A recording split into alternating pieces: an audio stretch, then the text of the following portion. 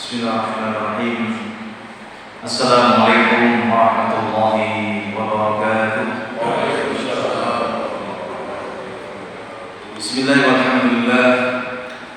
Wassalatu wassalamu ala Rasulillah wa ala alihi wa sahbihi wa man walah. La haula wa la quwwata illa billah. Allahumma anfa'na bima 'allamtana wa 'allimna ma yanfa'una wa zidna 'ilma. Rabbi shrah li sadri wa yassir li amri wahlul 'uqdatam min lisani yafqahu qawli. Amma ba'd. Ma'asyiral muslimin wal muslimat, hadirin hadirat yang senantiasa dirahmati Allah Subhanahu wa taala. Marilah kita di waktu yang sangat mulia ini kita haturkan puji syukur kepada Allah Subhanahu wa taala atas rahmatnya, atas pertolongannya kita bisa menunaikan salah satu kewajiban kita seorang muslim, yaitu melaksanakan sholat subuh. Alhamdulillah kita bisa kerjakan dalam keadaan berjamaah di awal waktu, disaksikan oleh para malaikat. Mudah-mudahan para hadirin, sholat yang sudah kita tunaikan, ibadah yang sudah kita kerjakan mendapatkan ridha Allah Subhanahu wa taala. Allahumma amin. Selawat teriring salam tidak lupa kita aturkan kepada junjungan mulia Nabi besar Nabi Muhammad sallallahu alaihi wasallam. Melalui beliau kita bisa kenal Islam, bisa kenal syariat-syariatnya, dan semoga di akhirat kita bisa dipertemukan oleh Allah dengan Nabi Muhammad SAW dan bisa dimasukkan ke dalam surga bersama beliau. Allahumma amin. Ma'asyiral muslimin rahimakumullah, kita lanjutkan kembali kajian kitab Al-Futurus Safirah, perjalanan menuju negeri akhirat, yang mana dengan ini kita sebagai kaum muslimin bisa mengetahui apa saja yang akan terjadi di negeri sana, di alam akhirat sana, yang mungkin jaraknya masih jauh.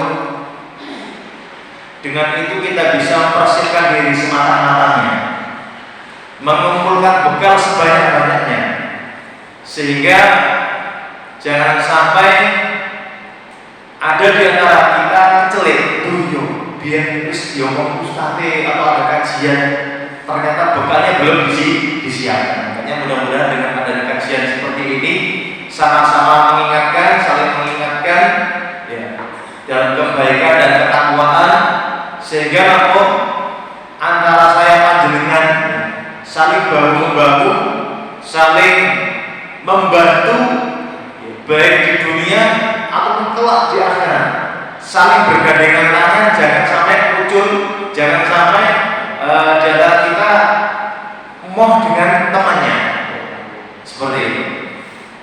Jadi para ulama yang dirahmati Allah Subhanahu wa taala, kemarin sudah kita bahas tentang amal-amal yang bisa membantu seseorang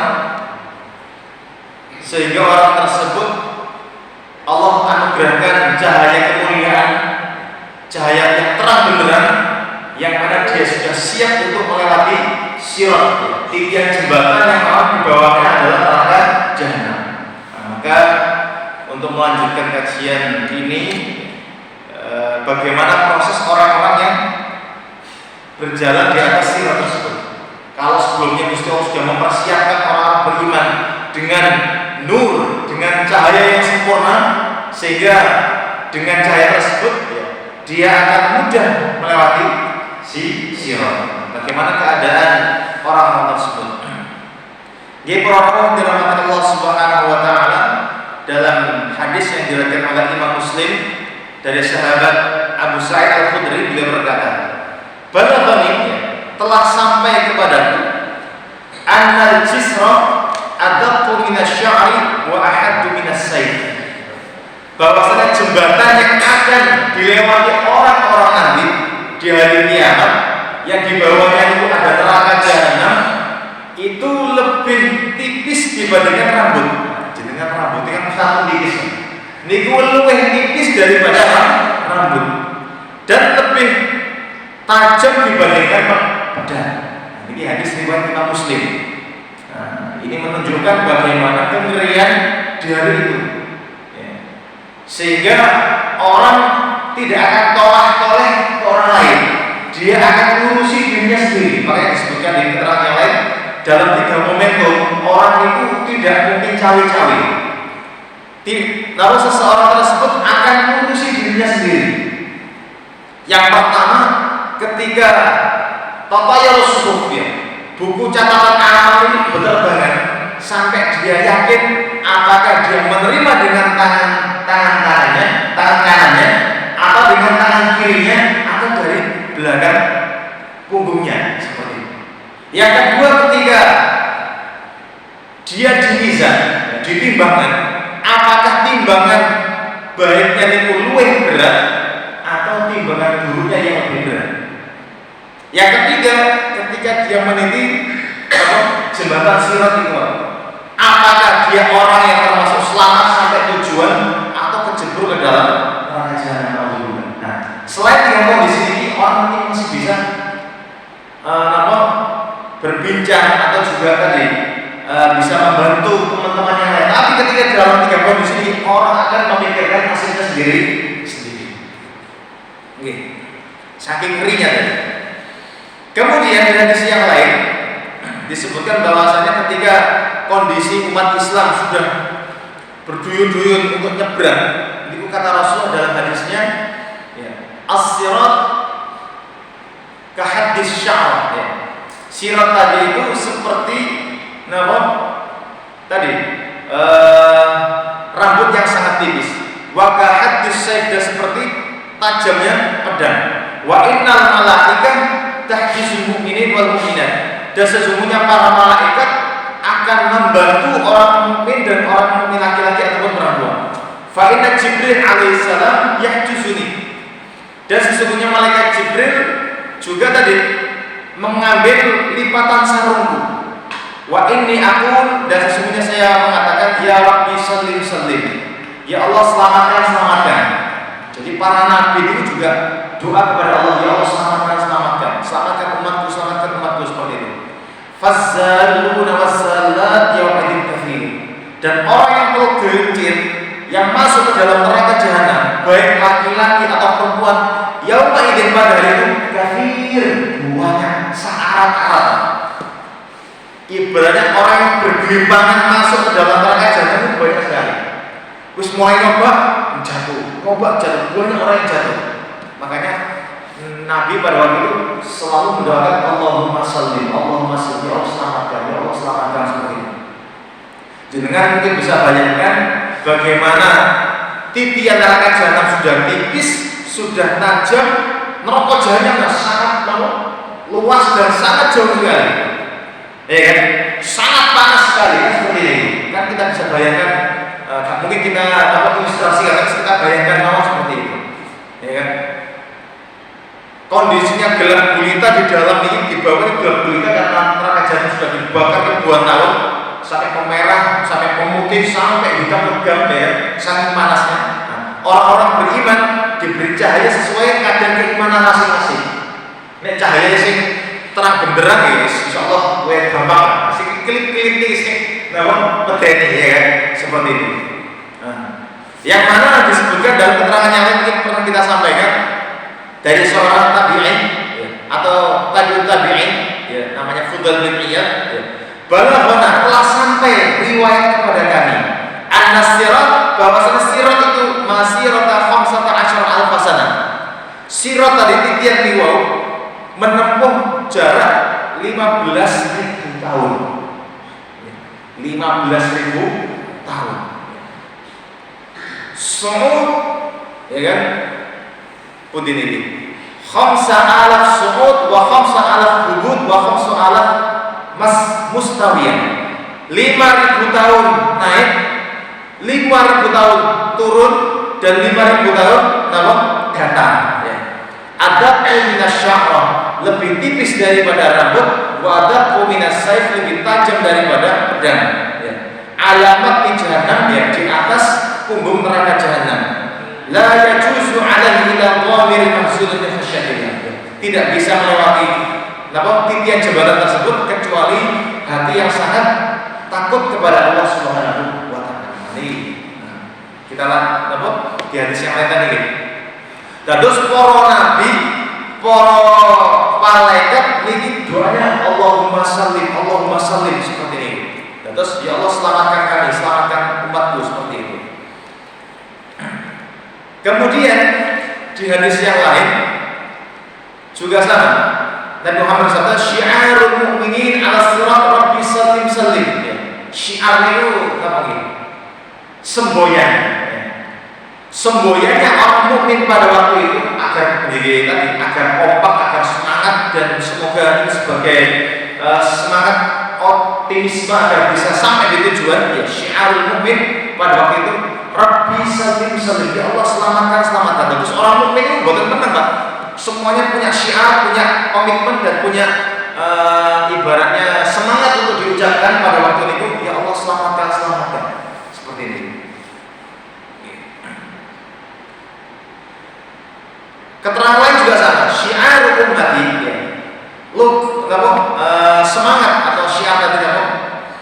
Semboyan dari umatku. Idza hamilu ala sirat, ketika mereka di atas sirat, la ilaha illa anta. Ya Allah, tidak ada Tuhan melainkan Panjenengan.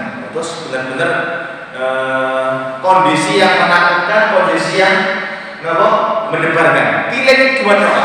Nek selamat di kejebur. Kan itu ada pilihan ketiga. Nek boten selamat di kejebur ke dalam neraka. Sehingga niku. Kemudian di keterangan yang lain dari Ibnu Mas'ud qala dalam berkata, ya'murullahu bis-sirat. Gusti Allah memerintahkan agar sirat niku dibentangkan ala jahannam, di atas neraka jahannam. Fayamurun nas ala qadri amalihim, dan manusia itu melewati di atasnya tergantung amal perbuatannya. Sehingga apa? Satu orang yang lain gak mungkin tolong-tolongan, gak mungkin gendong-gendongan, ijen-ijen, tergantung amal solehnya masing-masing. Awal kalbakti, orang yang pertama melewati sirat tadi adalah seperti albarak, seperti kilat, seperti pojokan. Meskipun tadi sebagian riwayat membutuhkan waktu 15.000 tahun, tapi dikarenakan amal solehnya ini masya Allah ya kan, sedekah jariahnya terus, ilmu yang bermanfaatnya terus, anak yang soleh terus, sehingga harus gunung kebaikan pahalanya banyak, sehingga secepat kilat sampai pucuk. Itu orang-orang yang pertama. Summa karih, kemudian kelompok yang kedua seperti jalannya angin yang berhembus, angin yang paling kencang itu.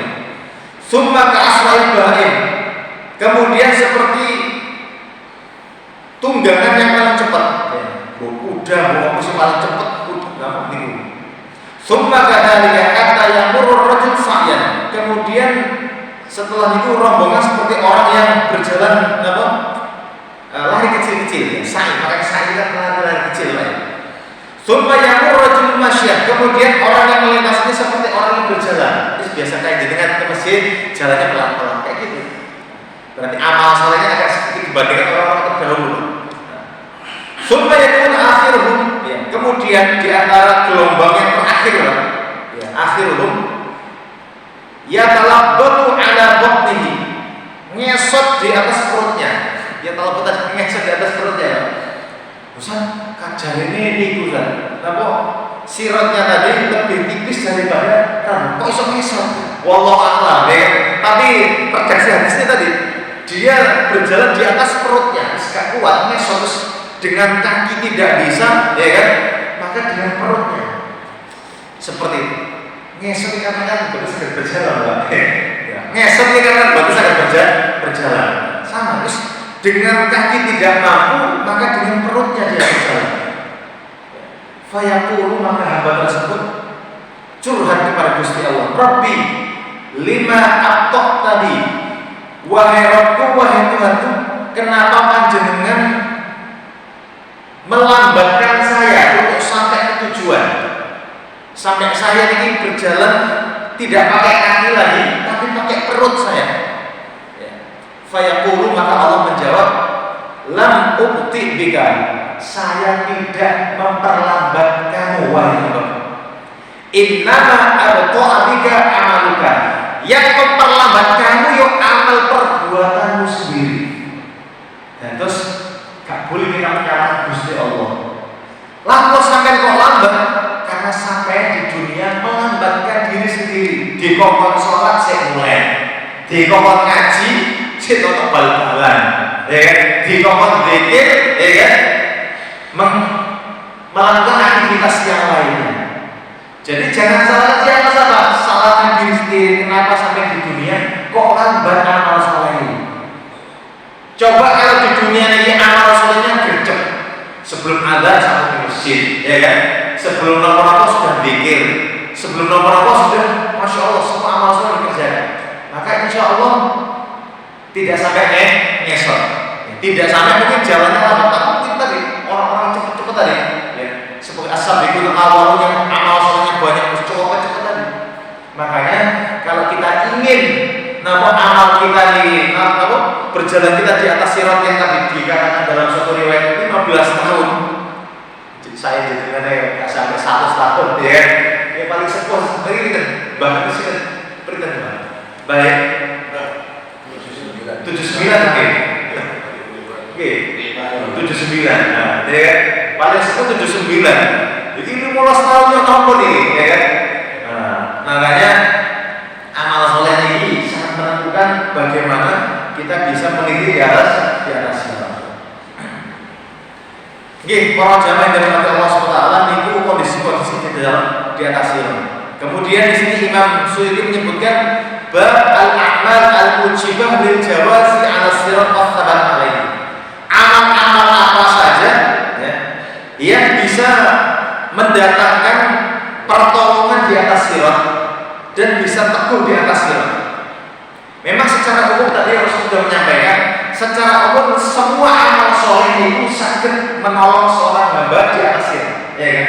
Semakin banyak amal solehnya, semakin cepat dia melewati sirat. Jadi secara umum. Tapi ada amal-amal khusus yang mana disebutkan dalam hadis ini bisa membantu seseorang bisa mudah melewati sirat. Seperti kemarin kita bahas, banyak amal soleh yang bisa membantu seorang bisa memancarkan cahaya dari dirinya, ya kan?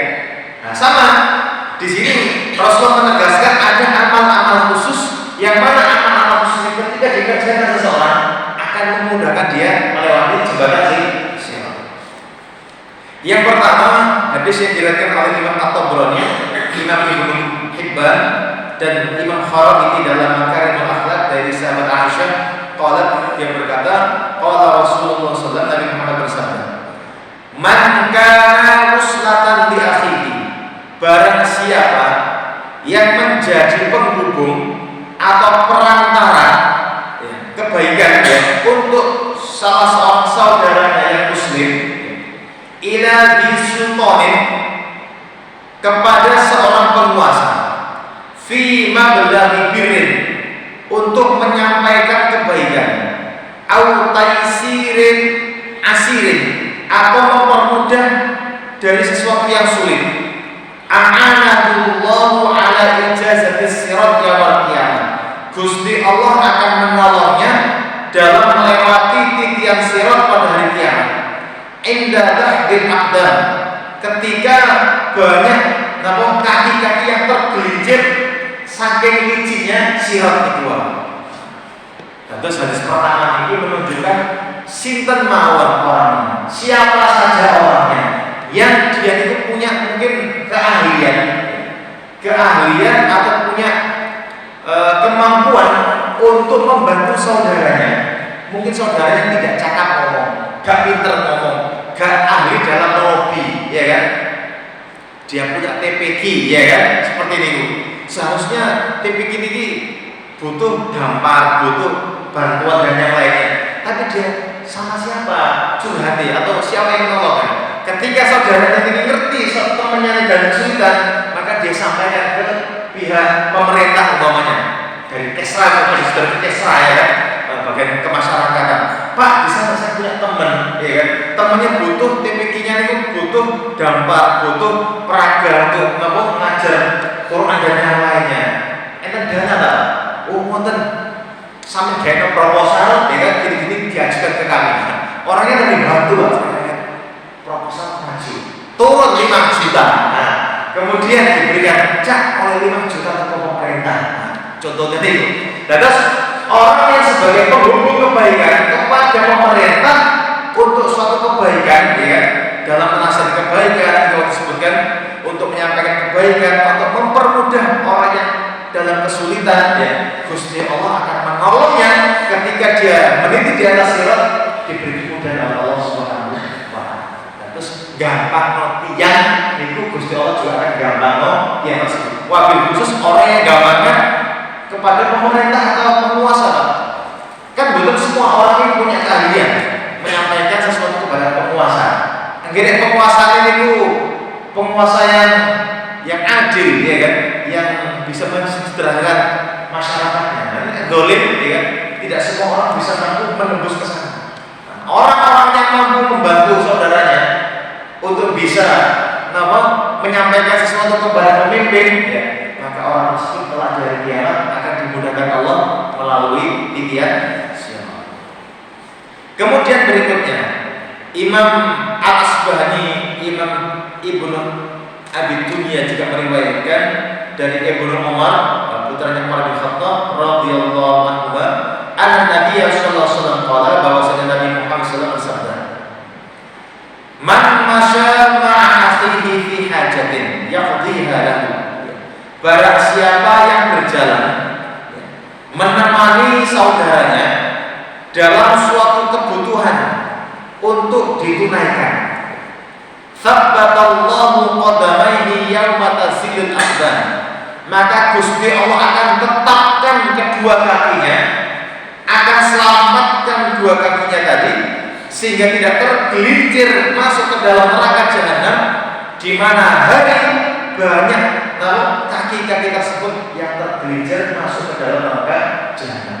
Dan terus yang kedua, di antara sifat atau amalan orang yang akan mendapatkan pertolongan Gusti Allah di atas sirat adalah orang yang suka bantu koncone, orang yang suka membantu temannya punya kebutuhan, jenis gak kuat, gak mampu, cak, melaku cak, lur, melaku lur, saya punya ini, oke, siap, berangkat, sampai tuntas.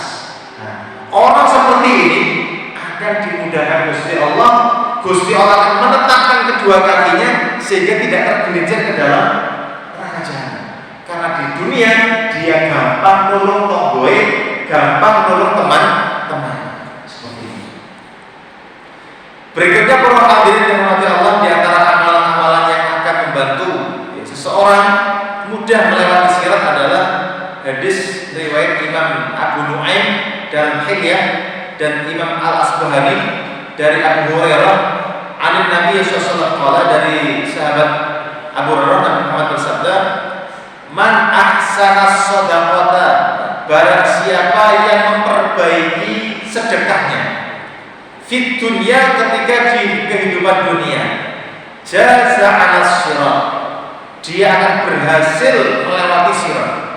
Terus nek kepengin bagus, Pak, sing kepengin gampang lewat sirat, ini sedekah sing apik. Kalau sedekah yang bagus-bagus, jangan sampai ketika kita sedekah, barang yang kita miliki itu kita gak kita sedekahkan, ya kan? Kita saja tidak mau memakainya, seperti itu, tapi kita sedekahkan. Orang yang berusaha membagusi sedekahnya di dunia, maka Gusti Allah akan memudahkan dan akan membuat orang tersebut berhasil melewati titian sirat. Wa man qadha hajata amalatin, dan barang siapa yang membantu, ya, memenuhi kebutuhan seorang janda, ya, akhlafallahu fi tirkatihi, maka Gusti Allah akan menggantikan dalam urusan harta warisannya. Terus kalau saya panjenengan membantu seorang janda, janda itu karena suaminya boten wonten, apakah karena meninggal dunia atau karena mungkin cerai ijenan. Secara umum kan perempuan mencari nafkah kan lebih sulit dibandingkan laki-laki, ya kan? Meskipun kalau kita lihat di zaman sekarang banyak perempuan yang bekerja, ya kan?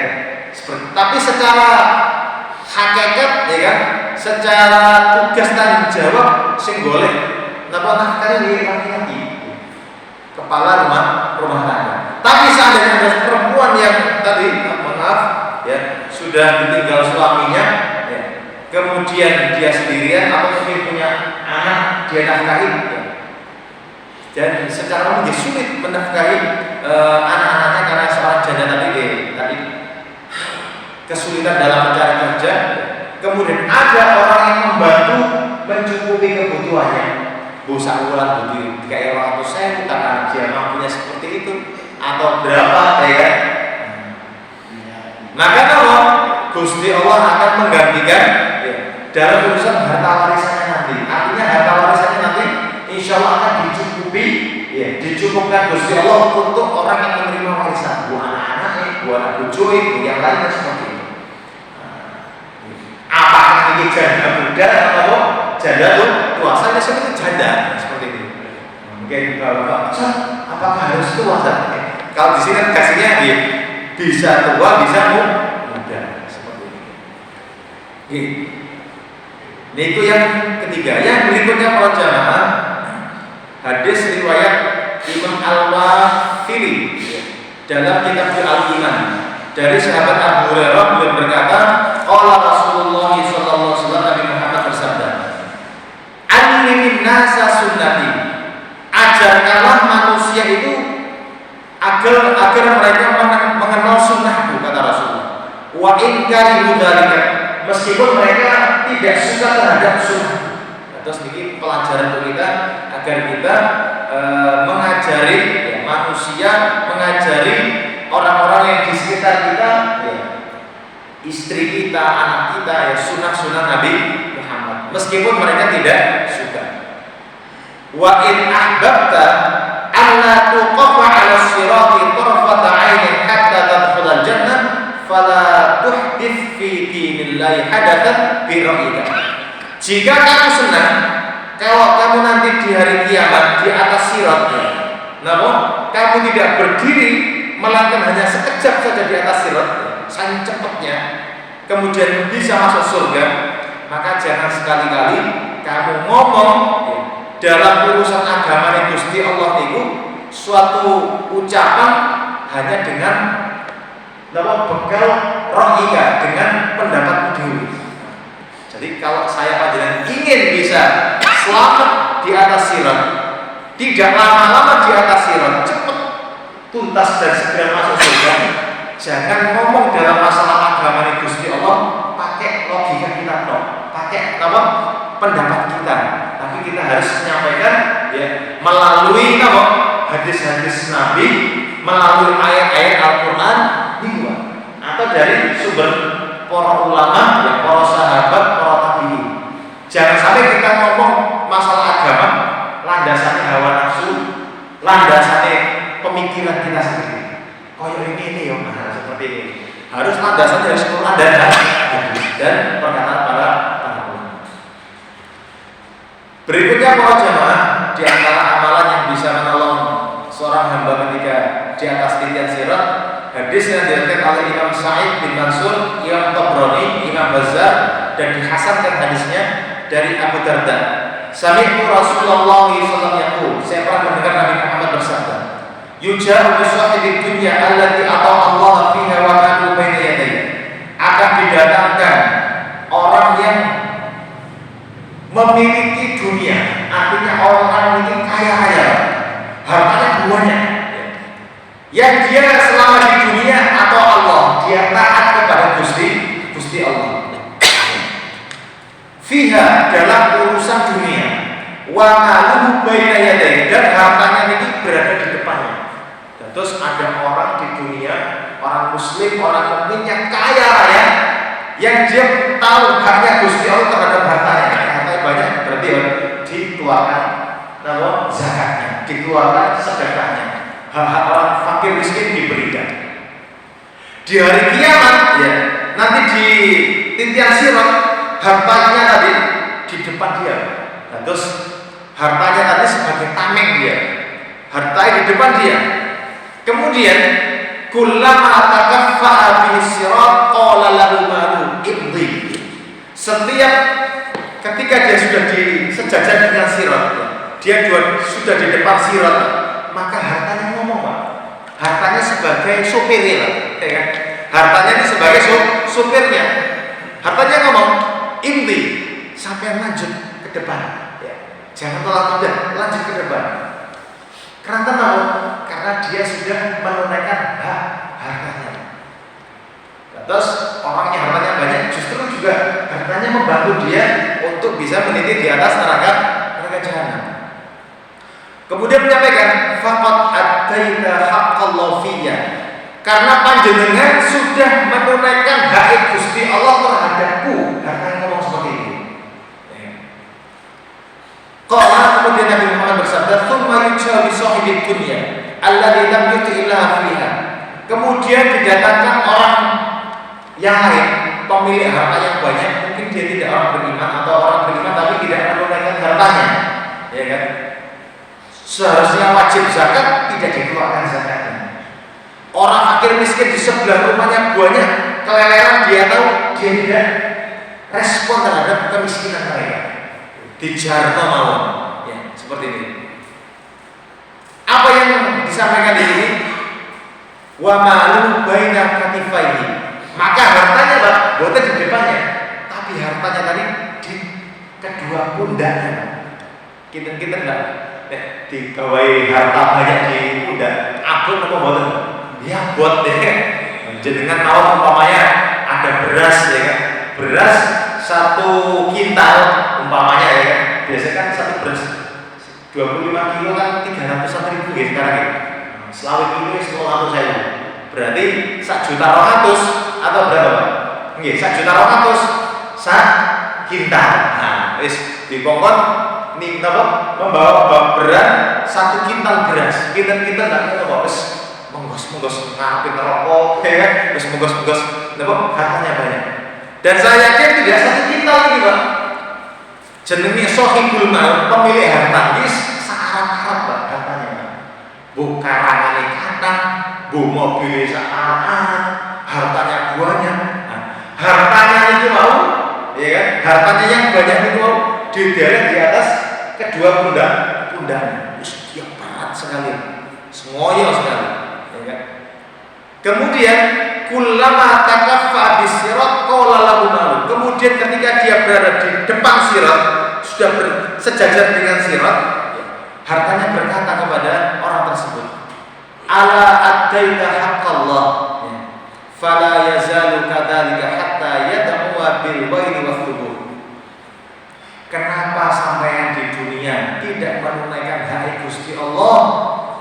Hartanya ngomong gitu terus, fala yazalu kadzalik. Dia terus-menerus ngomong seperti itu. Kenapa sampean di dunia tidak menunaikan hak Gusti Allah seperti ini? Sampai-sampai dia didoakan celaka dan didoakan kebinasaan. Orang hartanya wakeh tapi tidak menunaikan haknya, maka tadi hartanya ngomong welek kok. Kenapa sih sampean dulu gak menunaikan hak Gusti Allah? Kemudian harta tersebut mendoakan keburukan, kecelakaan kepada orang tersebut. Maka di antara amalan adalah bagi orang yang cukup hartanya banyak, maka harus menunaikan hak-haknya harta. Kemudian para jamaah di Rasulullah, di antara hal yang bisa membantu seorang untuk bisa meniti di atas sirat, hadis yang diriwayatkan oleh Imam Abu Nuaim dari Wahab qala, beliau berkata, ini bukan hadis ya, kayaknya riwayat para sahabat atau tabi'in. Ya Rabbi, ini qala Daud, Nabi Daud alaihissalam bersabda, Ya Rabbi, wahai Tuhanku, man asra'a marrat ala sirat, siapa hamba panjenengan yang cepat melintasi sirat. Ini Nabi Daud bertanya kepada Gusti Allah. Qala, maka Allah berfirman, alladzina yardawna bihaqni, yaitu orang yang ridho terhadap hukum-hukumku, wa alsinatuhum radbatun min dzikri, dan lesan-lesan mereka senantiasa basah dengan zikir kepadaku. Nah, berarti orang yang akan dimudahkan Allah meniti jembatan di atas sirat adalah orang yang gemar berzikir kepada Gusti Allah. Ke masjid zikir, pulang dari masjid zikir, rumah kendaraan zikir, kemana zikir terus. Dan terus lisannya ini senantiasa basah dengan zikir kepada Gusti Allah. Apakah pakai tasbih nopo boten masalah. Sing penting dikirim, ya kan? Sing penting niki lambene niki, ya kan? Seperti ini. Terus monggo pakai tasbih nggih monggo, tanpa tasbih nggih monggo. Sing penting niki lisane zikir kepada Gusti Allah. Niki. Kemudian di sini disebutkan juga ada mungkin tinggal 2 hadis tadi. Yang pertama dari sahabat Abu Dawud ya, dan Mu'adz dari Mu'adz ya, bin Anas dari Nabi Muhammad SAW bersabda, "Man hama mu'minan, barang siapa yang melindungi seorang mukmin, min munafiqin, dari seorang munafik." Ini juga agak repot. Kita nggak tahu mana orang munafik, ya kan, seperti ini. Gampangnya, sinten mawon yang melindungi seorang mukmin dari gangguan orang lain, mungkin dari gangguan orang kafir juga, ya kan. Ba'atsallahu lahu malakan, Gusti Allah akan mengutus seorang malaikat, ya. Yahmi lahmahu, yang akan menjaga dagingnya. Yaumal qiyamati, pada hari kiamat, min nari jahannam, dari neraka jahannam. Wa man rama mu'minan, dan barang siapa yang menuduh seorang mukmin bisyai'in, terhadap sesuatu tuduhan, yuridu syainahu, yang mana dia ingin menjelekkan mukmin tersebut, habasahullahu azza wa jalla ala jisri jahannam, Gusti Allah akan menahan dia di atas sirat, ya, di neraka jahanam itu, hatta yakhruj mimma qala, sehingga dia mengeluarkan apa yang pernah dia ucapkan. Terus para jamaah, dari hadis ini ada beberapa kesimpulan. Yang pertama, ketika ada seorang mukmin yang melindungi saudara mukmin lainnya dari gangguan orang kafir, maka Gusti Allah kelak dari kiamat ngutus satu malaikat yang tugasnya menyelamatkan dagingnya. Ojo sampai dagingnya kena panasin neraka. Berarti ini sama tadi, membantu orang mukmin di dunia, mobil khusus dari gangguan orang-orang kafir atau orang munafik. Yang kedua, orang yang menuduh orang mukmin api-api, dituduh gak bagus, ya kan? Maka orang tersebut, Bapak Ibu yang dirahmati Allah, akan ditahan Gusti Allah di atas titian jembatan. Umpama ini jembatannya, Pak, dia akan ditahan Gusti Allah di atas jembatan itu. Dia dibiarkan ke sana, dituntaskan dulu, ya, dituntaskan dulu. Ya. Bagaimana cara menuntaskannya? Ya tadi dikisos, ya kan?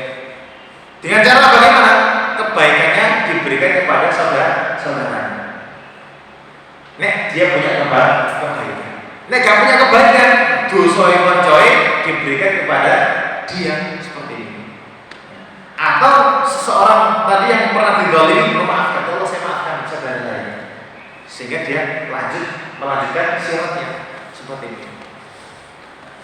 Makanya monggo kalau saya panjenengan punya salah, ya, punya khilaf, segera dituntaskan di dunia. Ojo sampai ketika meninggal dunia masih punya 1 tahun, ya, kesalahan yang belum dimaafkan oleh saudara kita belum minta maaf. Terus minta maaf tidak harus menunggu Idul Fitri, Pak. Tidak harus menunggu momentum Lebaran. Kapanpun kita salah, ya, kita minta maaf. Yang terakhir di sini disebutkan tentang riwayat dari Ibnu Mubarak, Ibnu Abi Dunya, dari Sa'id bin Abi Hilal. Sa'id bin Abi Hilal tadi malam saya cari-cari sinten ini. Beliau bukan sahabat.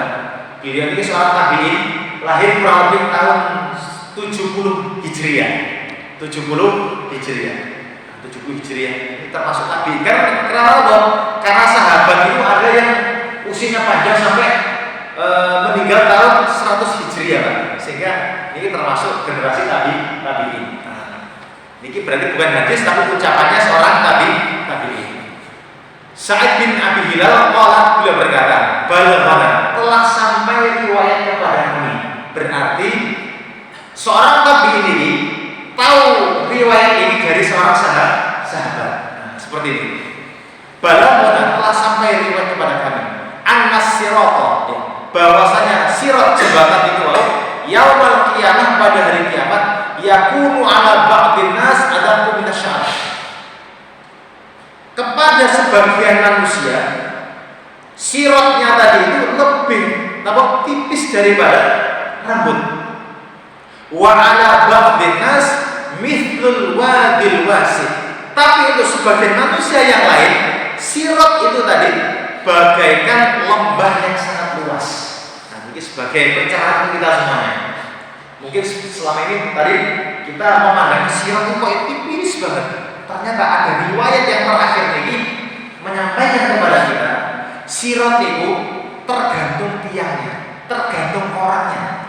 Sebagian orang ada yang melewati sirot, koyok sirot tadi lebih tipis daripada karena amal perbuatannya.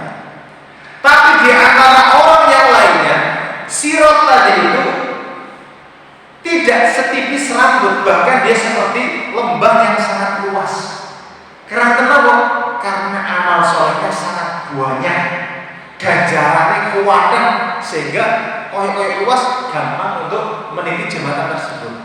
Nah, ini supaya kita punya gambaran bahwa sirot itu tipis mawon. Ada juga riwayat yang menyebutkan sirot itu tergantung orangnya. Orang yang amal solehnya banyak, dia seperti wadi atau seperti lembah yang sangat luas. Tapi kalau amalnya pas-pasan, Mbak, tadi nyesot tadi, itu seperti lebih tipis daripada Nggih, para jamaah yang dirahmati Allah Subhanahu wa taala, itu tentang sirat yang sudah kita bahas pada pagi hari ini. Maaf, kurang lebihnya mohon maaf. Mari kita akhiri dengan hamdalah dan disempurnakan dengan doa kafaratul majlis. Alhamdulillahirabbil alamin. Subhanallah bihamdika asyhadu an la ilaha illa anta astaghfiruka wa atubu ilaik. Wassalamualaikum warahmatullahi wabarakatuh. Waalaikumsalam.